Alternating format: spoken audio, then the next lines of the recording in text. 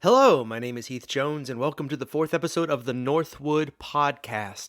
The Northwood Podcast is a production of Northwood Christian Church in Indianapolis, Indiana. And if you'd like to learn more about us, please visit our website at www.indyncc.org. That's www.indncc.org. Or you can find us on Facebook by searching our name, Northwood Christian Church. If you'd like to hear more of this podcast, please subscribe to the Northwood Podcast through whatever platform you use to find podcasts, so you'll receive notice the next time when we've made a new episode. I should say before we move on that this podcast is made possible by allindianapodcastnetwork.com and their ads and sponsors, so occasionally commercials will cut in during our time together. These are added later after I record, so I just want you to be aware from the onset so that you are not surprised by them when they come. That being said, on to our topic for today.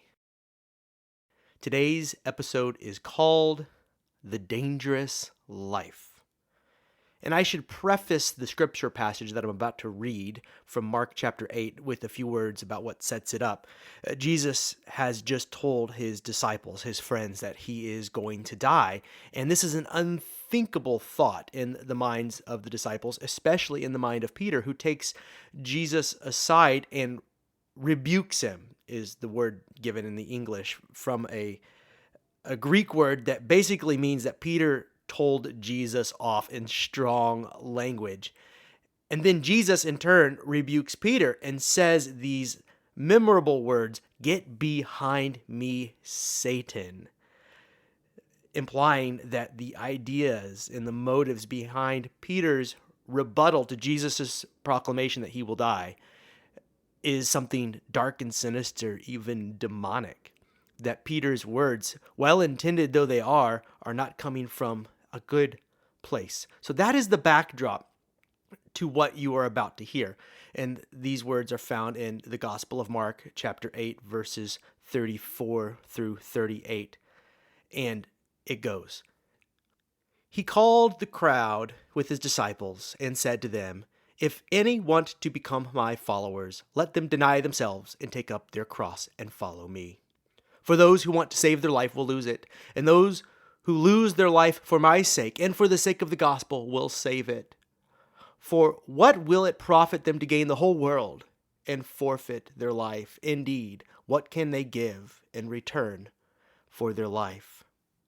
I suppose I should have said earlier that these words come immediately after Peter has named Jesus as the one who would bring an end to the realm and ways of evil empires and would usher the people into a new realm of peace and prosperity.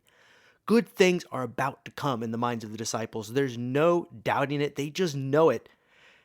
And it's in this context that Jesus, seemingly out of the blue, says something that apparently the disciples did not expect to hear, that he would suffer, face rejection, and be killed. And it's to this that Peter responds to Jesus and rebukes him. And why shouldn't he? This is the first time that Jesus had spoken about his suffering or his death.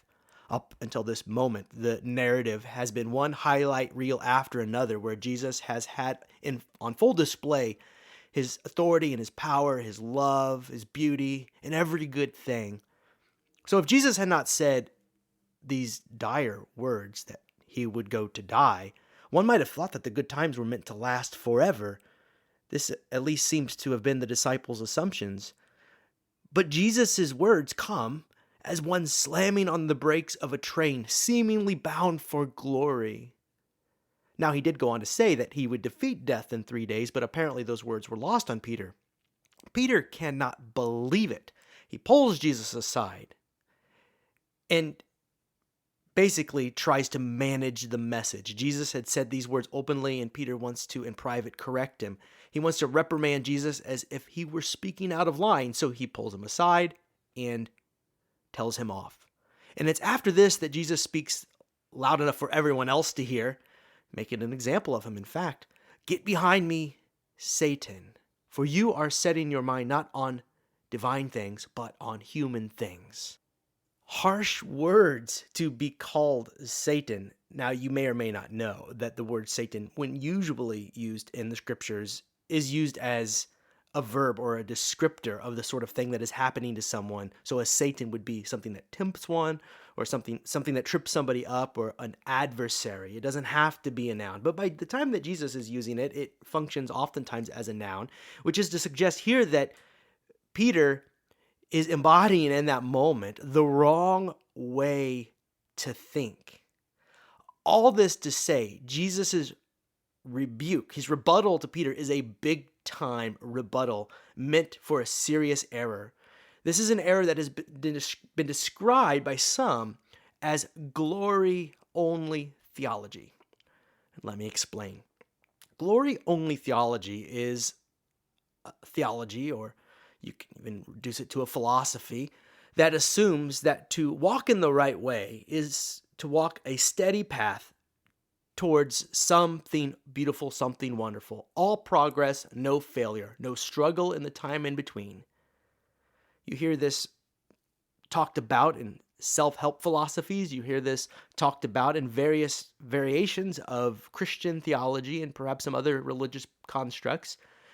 And Jesus names this line, this thought that even Jesus will not suffer and face trials and struggles. He names this as demonic. He names it as demonic because he sees great danger in it. If God's people only see their calling as a calling toward greatness, security, safety, and happiness, then when the time comes to take great risks, God's people will be caught off guard and unprepared. And this is what Jesus is worried about in relation to Peter and his disciples. That when the time comes to march for justice, that those who are wanting to live well will make every excuse. That when the time comes to struggle through some social change, Christians will say, I didn't sign up for this. When the time comes to take on unpopular positions, such as positions on the war economy, capitalistic greed, and our racist institutions, we will shy away from naming these evils because we always thought we were destined for glory, only glory, safety, positions of strength. So get behind us, Satan, for you do not have in mind the things of God, but instead the things that are all too human. It is normal to have a self-preservation streak, but not if it keeps us from doing the hard things we ought to do. Now, before I move on, I should make another point. The purpose of such suffering, as Jesus describes in relation to himself, is not the suffering itself. We should avoid suffering when we can. That should be obvious, and I feel almost embarrassed to have to say it, but you wouldn't get that message from some religious folk. They seem to relish in it. We should not seek suffering for its own sake. It's the inevitable result of living in the world, quite frankly, and sometimes walking the right path will lead us to it. Some people think, or seem to think, that the religious life is one marked with suffering because God's people are gluttons for punishment. Not so. Micah Keel writes, Jesus does not suffer and die because suffering is good. The necessity of the suffering comes from the way Jesus lives, a series of actions that pay no heed to social and religious norms, a life that reaches out to those who are ostracized, unclean, or marginalized. End quote. And I might add, such a life is bound to lead to hardships. But the reality is, to get from where we are to where we need to be, it will be very hard. This past summer of the year 2020 has been a witness to that, with rioting in the streets and protests and diverse political opinions and people pushing for progress and people resisting in the name of their own brand of progress. It's hard. The way forward is murky and it's hard. And Jesus knew this and saw his path bending towards a cross in the holy city of Jerusalem as hard. Bruce Epperly writes of this, quote, "The cross is on the horizon. Although Jesus has choices and can choose to bypass Jerusalem, his destiny calls him forward, risking death to be true to God. We too must take risks to be faithful. This is a hard passage in part because we do our best to manage risk and to assess cost and benefit. We want to avoid physical and emotional pain whenever possible. Often, others' sorrows are simply too much to bear. Followers of Jesus, however, must be willing to embrace suffering for the greater good of others and to follow God's call. End quote. Are you, like Peter, surprised or uncomfortable at the call of Jesus? Admittedly, sometimes I've found it to be so, but we should not be surprised because Jesus told us that it would be this way a long time ago when he said, if anyone wants to become my followers, let them deny themselves and take up their cross and follow me. And I gotta say, that doesn't sound fun at all, so why bother? Why forsake the lure of safety and transient glory for some possible better future? Jesus says, because your very life depends upon it. And in these words, there is wisdom. So that's my paraphrase. Let me read it how Jesus put it. He said, for those who want to save their life will lose it. And those who lose their life for my sake and for the sake of the gospel will save it. For what will it profit them to gain the whole world and forfeit their life? Jesus said this at a time when people were grasping for their lives. That is to say, they were trying to find some solid ground to walk upon. Some adapted to and adopted the ways of the Roman Empire. King Herod and some of the priestly class seemed to fare quite well after adopting this approach. They had, quote-unquote, found life, they thought. Not so, says Jesus. They may have gained the world, but in the process they had become so ethically and morally compromised that they had lost their souls, their life.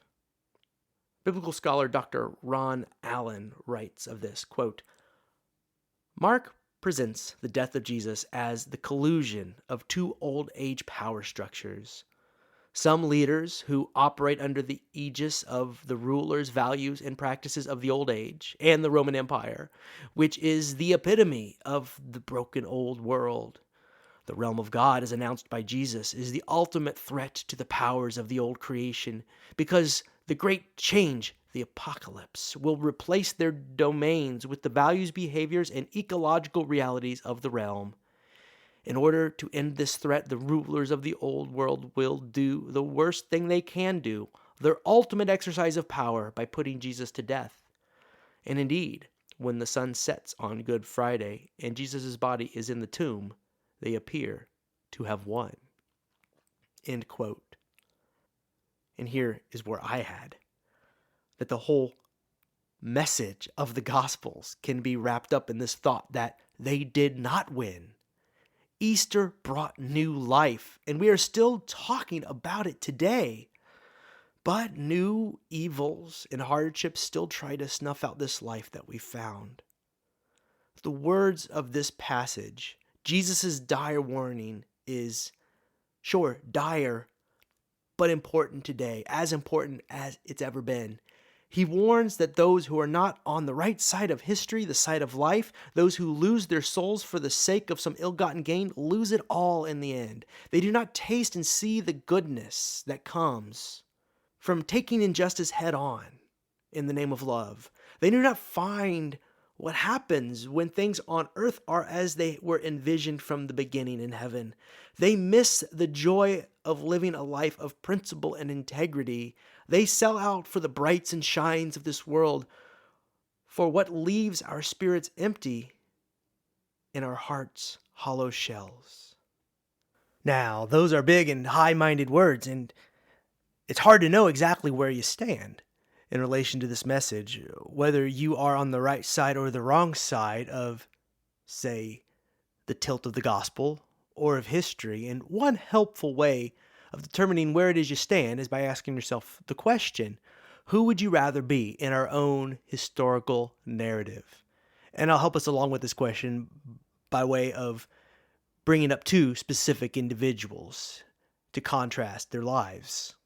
Alabama Governor George Wallace, who famously said, "Segregation now, segregation tomorrow, segregation forever."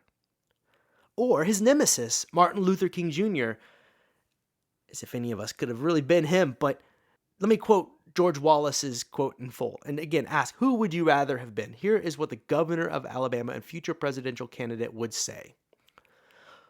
"Let us rise to the call for freedom-loving blood that is in us and send our answer to the tyranny that clanks its chains upon the South. In the name of the greatest people that have ever trod this earth, I draw the line in the dust and toss the gauntlet before the feet of tyranny, and I say segregation now, segregation tomorrow, and segregation forever." Words he said in public and on purpose. And think of how he is remembered in history. He is also known for such gems as, "Why does the Air Force need expensive new bombers? Have the people we've been bombing over the years been complaining?" What a guy. And also he said, and I'm quoting, "If any demonstrator ever lays down in front of my car, it'll be the last car he'll ever lay down in front of," said George Wallace, the former governor of Alabama and one-time presidential candidate. So as I was saying, who would you rather have been?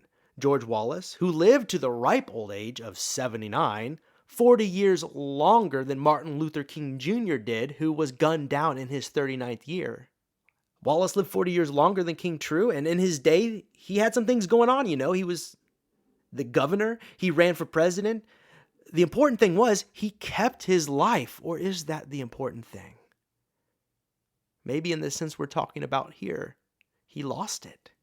Now, eventually, he would maybe find it again. He would later say in an address to King's Old Church in Montgomery, if you can imagine it, King's Old Church in Montgomery, Alabama, and I'm quoting him, "I think I have learned what suffering means. In a way that was impossible, I think I can understand something of the pain Black people have come to endure. I know I contributed to that pain, and I can only ask your forgiveness." End quote. And, that's not nothing. So it seems that he eventually found his way to something more like life in the sense that matters, but decades later. So why wait? Think of the years wasted, the suffering that he caused. Why not start along the sometimes dangerous path to life today? Jesus points the way. This is why King is shot in Memphis, Tennessee, for his protestation of racist systems, the war economy, and poor working conditions. Yet he is resurrected and his life still speaks. Every year we talk about it. This is why martyrs of old, fighting on the right side of issues, still inspire, even if they did not live to see the realm of God come alive in real time, live to see the change they hope to see, even if they do not live to see what they so passionately pine for. Yet they are resurrected, and their lives still speak, or in the words of Maya Angelou, "And still I rise." End quote. And I add, and still they rise. It's the ghost of old Tom Joad, and if Jesus' resurrection is to be believed, the ghost is no ghost at all. But it will cost you. There are many moments in history when pockets of calm and comfortable living intersect with a cross we ought to bear. Today, there are many crosses to carry. Carrying them will threaten our comfort, our safety, and maybe even our lives. But if we are to believe Jesus, this way leads to life. If we are to believe that this is the only thing that makes sense about what really matters, then we must rebuke the tempter in us, the obstacle in us, as Jesus rebuked the tempter in Peter, saying, "Get behind me, Satan. Get behind me, thoughts of cowardice and complacency. Get behind me."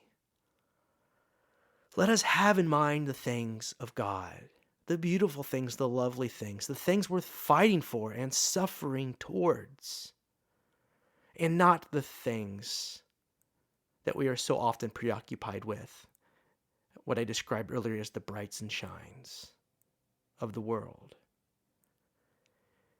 If we do, we will find life and have it to the full. That is the radical claim that Jesus made. We will have life that is life. But we have a cross to bear for the life of the world in the meantime. The way of Jesus leads us first to this. But those who walk this way find life. And it's for this very reason that we were made. Let us go forward together. This has been the Northwood Podcast. Again, if you are interested in learning more about us, please visit our website at www.indiencc.org, or you can look us up on Facebook. Please subscribe if you like what you're hearing and you'd like to receive notice of future episodes. Until next time, my name is Heath Jones, and this has been the Northwood Podcast.